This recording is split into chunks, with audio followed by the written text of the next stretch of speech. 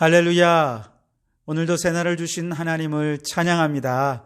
우리 하나님은 우리의 찬양과 경배를 받으시기에 합당하신 하나님이신 줄 믿습니다. 오늘도 우리의 모든 숨쉬는 순간마다 하나님을 찬양하며 예배하는 복된 이 날이 되시기를 주님의 이름으로 축원합니다. 자, 오늘 우리에게 주시는 하나님 말씀은요, 오늘은 5월 1일이죠. 그래서 잠언 1장 말씀, 1장 10절에서 19절까지 말씀을 보겠습니다. 제가 봉독해 드리겠습니다. 내 아들아, 악한 자가 너를 꾀일지라도 따르지 말라. 그들이 네가 말하기를 우리와 함께 가자. 우리가 가만히 엎드렸다가 사람의 피를 흘리자. 죄 없는 자를 까닭 없이 숨어 기다리다가 스월같이 그들을 산채로 삼키며 무덤에 내려가는 자들같이 통으로 삼키자. 우리가 온갖 보화를 얻으며 빼앗은 것으로 우리 집을 채우리니 너는 우리와 함께 제비를 뽑고 우리가 함께 전대 하나만 두자 할지라도 내 아들아, 그들과 함께 길에 다니지 말라. 내 발을 금하여 그 길을 밟지 말라. 대저 그 발은 악으로 달려가며 피를 흘리는 데 빠름이니라. 새가 보는 데서 그물을 치면 헛일이겠거늘 그들이 가만히 엎드림은 자기의 피를 흘릴 뿐이요 숨어 기다림은 자기의 생명을 해할 뿐이니 이익을 탐하는 모든 자의 길은 다 이러하여 자기의 생명을 잃게 하느니라. 아멘. 네, 오늘은 5월 1일, 우리나라에서는 근로자의 날이라고도 하고 또 메이데이라 그래서 노동절이라고도 하죠. 19세기 미국이 산업화되는 과정에서 수많은 노동자들이 정말 기계처럼 일하면서 자본가들에게 착취를 당하고 노동자들이 인권이 짓밟히게 되면서 정말 비인간적인 삶을 살다가 우리 좀 인간답게 일하게 해달라. 그렇게 1886년 5월 1일에 노동자들이 인권 보장과 또 특별히 이제 하루에 8시간 근무 이것을 보장해달라라고 하는 그런 어떤 그 주제를 가지고 시위를 열게 된 것. 그래서 우여곡절 끝에 사람이 죽기도 하고 정말 우여곡절 끝에 결국 노동자들의 인권을 보장받는 그런 길이 열려지게 되는 그런 것을 기념하는 날이 바로 이 노동절인데요. 사실 우리나라에도 1970년대에 산업화가 급격히 진행될 때 정말 많은 사람들이 정말 기계처럼 일하고 또 일하다가 병들면 쫓겨나고 아무런 보상도 없이 그렇게 정말 억울하게 희생되어야 했던 그런 시절이 있지 않았습니까? 그때 1970년 11월 13일 이 전태일이라고 하는 이 평화시장의 봉제공이었던 이 사람이 분신 자살을 하게 되죠. 이 일을 계기로 우리나라에서도 노동자들의 인권에 대해서 한번 깊이 생각하게 되는 특별한 계기가 되었던 그런 사건도 있었습니다. 요즘은 노동자들의 인권이 많이 좋아졌다고 하지만 그럼에도 불구하고 여전히 우리 귀에 들려오는 소식은 기업주들의 갑질 소식, 또 금수저냐 흑수저냐 하는 논란들이 계속되고 있죠. 운동장이 기울어졌다 혹은 출발점이 다르다 하는 이야기, 빈익빈 부익부의 불균형 문제는 더 심각해지게 해져가고 있죠. 자, 우리나라에 5천만의 인구 가운데에 개신교와 가톨릭을 합친다면 아마 1,000만 정도는 되지 않겠습니까? 그런 사회 속에서 아마도 기업가, 정치가 등 우리 사회의 지도층 인사들 중에 아마 이런 기독교인이 같은 비율이라면 5분의 1 정도가 다 기독교인일 것입니다. 자, 이런 것들을 생각한다면 그럼에도 불구하고 여전히 이 사회가 이렇게 불평등하고 불의한 세상으로 흘러가고 있다는 건 이건 정말 우리 그리스도인들이 좀 각성해야 되는 부분이 아닌가 생각을 합니다. 바다에 소금이 3.5%만 있어도 바닷물이 짜다고 짠맛이 나지 않습니까? 그런데 이 사회의 기독교인은 25%나 있는데도 왜 그리스도인의 맛이 나는 그런 사회가 되지 못하는 것일까? 우리가 좀 깊이 생각하는 이날이 되었으면 좋겠습니다. 자, 오늘 말씀에 보면 내 아들아 이렇게 10절에 말씀하고 있죠. 바로 이 부르는 아들은 누굴까요? 예수님을 믿고 하나님의 자녀가 된 모든 성도들을 의미하는 걸 겁니다. 그러면서 악한 자가 너를 꾀할지라도 따르지 말아라 그렇게 말씀하십니다. 이때 악한 자라고 하는 단어는 히브리어로 하타임이란 단어를 쓰는데요. 이 말은 원래 목표에서 벗어났다 이런 의미가 있어요. 하나님께서 우리를 자녀 삼아 주셨을 때 우리는 무엇이 목표가 되었습니까? 하나님 나라가 목표가 되었습니다. 하나님께서 우리를 구원해 주셨을 때 이제 하나님 사랑, 이웃 사랑의 계명을 실천하는 삶이 우리의 인생의 목표가 되었습니다. 우리가 그리스도인이 되었을 때 먹든지 마시든지 하나님의 영광을 위해 살아가는 것이 우리 인생의 목표가 되었습니다. 그런데 하나님을 알지 못하고 하나님의 나라나 혹은 하나님 사랑에 전혀 관심이 없는 사람들, 혹은 하나님을 믿는다고 하면서도 그 부르심의 목표를 잃어버린 채 목표에서 벗어나도 한참 벗어난 그런 사람들이 하나님의 자녀들을 목표 가운데 살지 못하도록 이렇게 목표에서 벗어난 삶을 살도록 꼬시는 사람들이 있다는 것이죠. 오늘 11절 말씀에 보면 이런 악한 사람들이 우리들을 향해서 우리 함께 가자 이렇게 꼬신다는 것입니다. 어디로 함께 가자고 꼬시고 있습니까? 가만히 엎드렸다가 혹은 까닭없이 숨어 기다리다가 사람의 피를 흘리는 일, 이 일에 함께 가담하기 위해 가자고 꼬시고 있는 것이죠. 마치 사냥감을 포착한 사냥꾼의 모습처럼 철저하고 치밀하게 여러 사람들이 사냥감 하나를 몰아서 결국 사냥감에 피를 흘리고 이로 인해 사냥꾼이 배부르게 되고 함께 사냥한 사람들이 부요하게 되고 풍요롭게 되는 것처럼 오늘 13절 말씀에 우리가 온갖 보화를 얻으며 빼앗은 것으로 우리 집을 채우자 그렇게 말하고 있죠.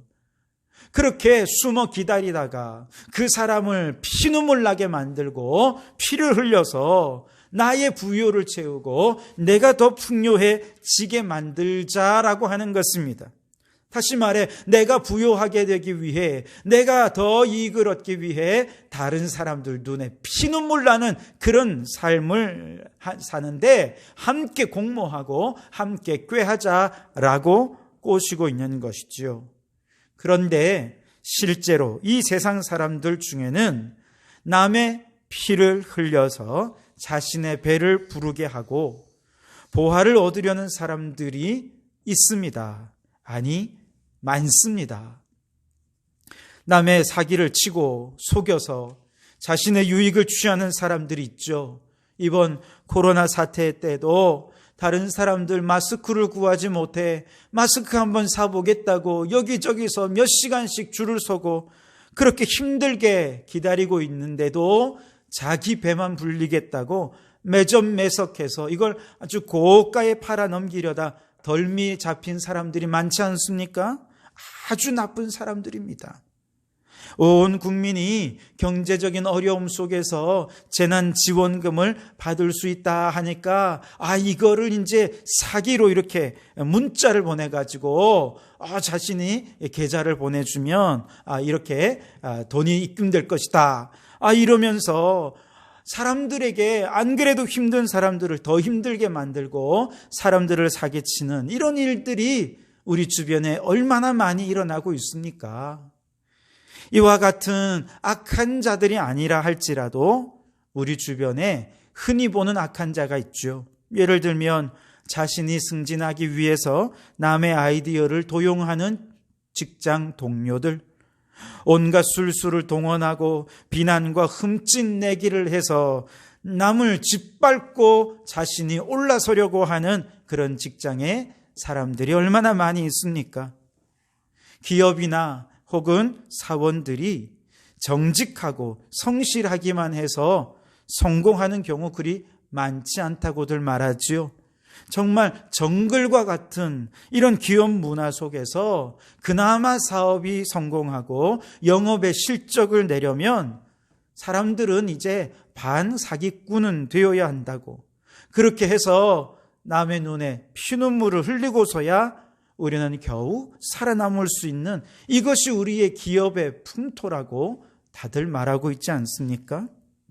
이렇게 악한 사람들이 우리 성도들을 향해서도 이렇게 피 흘리는 일에, 타인을 지옥으로 몰아넣고서라도 우리 보화를 얻는 일에 함께 도모하자, 함께 모의하자, 그래서 전대를 하나만 두고 우리 서로 함께 이익을 나누자 라고 유혹해 올 때 우리 성도들은 절대로 그 일에 가담해서는 안 될 것입니다.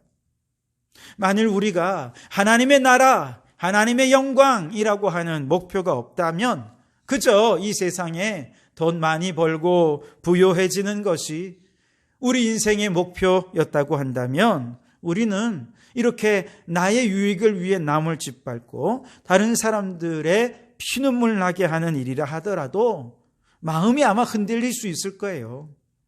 그러나 적어도 우리는 예수님을 믿는 사람들이잖아요. 이 땅에 하나님의 나라를 이루고 공의를 하수같이 정의를 강같이 이루는 그 나라를 꿈꾸고 그 나라를 목표로 살아가는 그런 그리스도인이라고 한다면, 어떻게 우리가 나의 유익을 위해 다른 사람을 짓밟는 그런 일들을 도모해 갈 수 있겠느냐는 것이죠.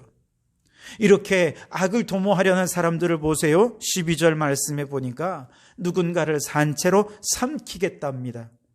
통으로 삼켜서 정말 수월에 떨어지는 것 같은, 지옥에 떨어지는 것 같은 인생을 맛보게 해 주자는 것입니다.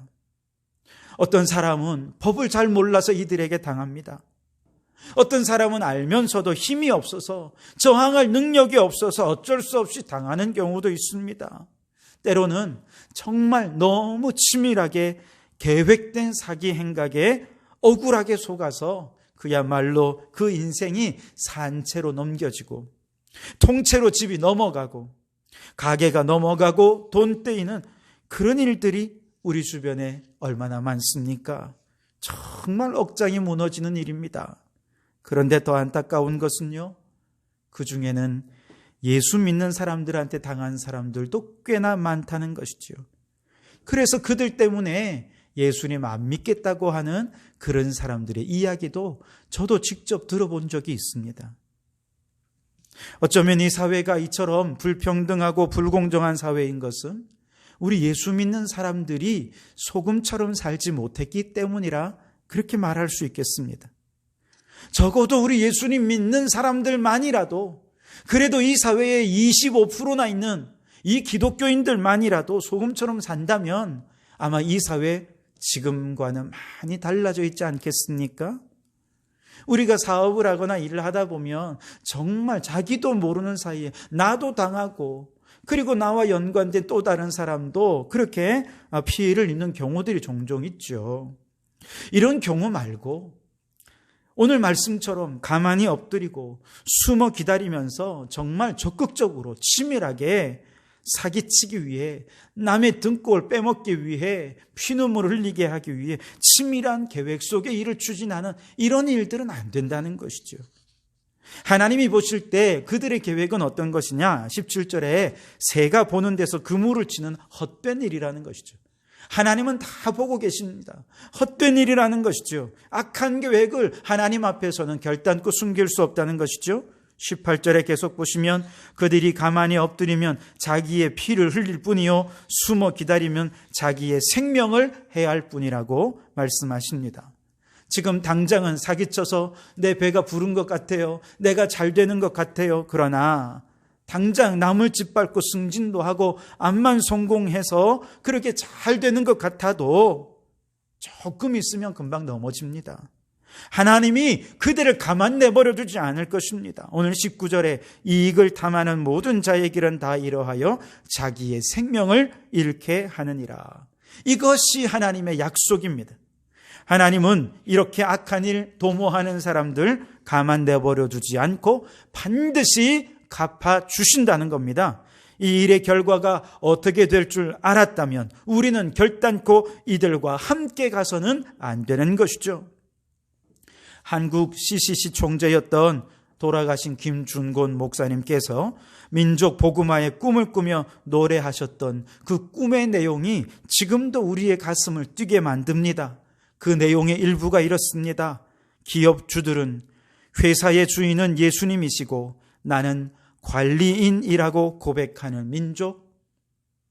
두메마을 우물가의 여인들의 입에서도, 공장의 직공들, 바다의 선원들의 입에서도 찬송이 터져나오게 하시고, 국제시장에서 한국제 물건은 한국인의 신앙과 양심이 을의 보증수표처럼 믿어지는 민족, 여호와로 자기 하나님으로 삼고 예수 그리스도를 주로 삼으며 신구약 성경을 신앙과 행위의 표준으로 삼는 민족, 예수의식과 민족의 의식이 하나 된 지상 최초의 민족, 그리하여 수십만의 젊은이들이 예수의 꿈을 꾸고 인류 구원의 환상을 보며 한 손에는 복음을, 다른 한 손에는 사랑을 들고 지구촌 구석구석 누비는 거룩한 민족 되게 하소서. 여러분, 이 땅이 복음화된다는 것이 무슨 뜻입니까? 교회 안에 사람들이 많아진다는 이야기가 결단코 아닙니다. 불의하고 불공정한 세상 속에서도 적어도 예수 믿는 사람들의 신앙과 양심은 보증수표처럼 믿어지는 그런 사회가 된다는 뜻입니다. 모든 것이 상대화되어 자기 소견에 옳은 대로 행하는 세상 속에서 적어도 믿음의 사람들만큼은 신구약 성경을 신앙과 행위의 표준으로 삼는 그런 사회가 되게 하는 것입니다. 이것이 복음화입니다. 여러분이 복음화된 민족의 미래는 바로 저와 여러분에게 달려있는 줄 믿습니다. 사람은 떡으로만 사는 존재가 아니라 하나님의 말씀으로 사는 존재입니다. 눈앞에 보아의 눈이 멀어서 타인의 눈에 피눈물 흘리게 하는 악인들의 꾀를 따르지 말고, 죄인들의 길에 서지도 말고, 오만한 자의 자리에 앉지도 말고, 우리는 오직 여호와의 말씀을 즐거워하여 주야로 그 말씀을 묵상하는 복 있는 자로 살아가는 우리 모든 성도들이 되시기를 주님의 이름으로 축원합니다. 기도하시겠습니다. 하나님 아버지, 오늘도 우리에게 새날을 주시니 감사합니다. 오늘도 주님의 말씀 따라 살아가는 걸음걸음 하나님의 나라가 이 땅 가운데 이루어지게 해 주시옵소서. 눈앞에 보화의 눈이 멀어 악인의 꾀임을 따라 타인의 눈에 피눈물 나게 하는 죄악에 가담하지 않게 해 주시옵소서. 악을 꾀하는 자는 반드시 망하게 하시고 자신의 생명을 잃어버리게 할 것이라 약속하신 하나님, 악은 무너지고 선이 승리하는 세상 되는 일에 우리를 주님의 도구로 사용하여 주시옵소서. 주님, 이 땅의 모든 갑질이 사라지게 하시고 사기치는 사람 자기 꾀에 넘어지게 해 주시옵소서. 기업주와 노동자가 상생하는 세계적인 모범을 보이는 나라가 되게 해 주시옵소서. 모두가 경제적으로 참으로 힘든 시절을 보냅니다. 그렇다고 구조조정이 문제가 해결되는 길은 아닐 것입니다. 노와 사가 구조조정 없이 서로 고통을 분담하며 위기를 잘 이겨낼 수 있도록 은혜를 베풀어 주시옵소서. 믿음의 사람들의 신앙과 양심이 신용 보증 수표가 되는 그날이 속히 오게 도와주시옵소서. 오늘 이 날도 주님이 우리와 함께 해주실 줄 믿고 예수님 이름으로 기도하옵나이다. 아멘.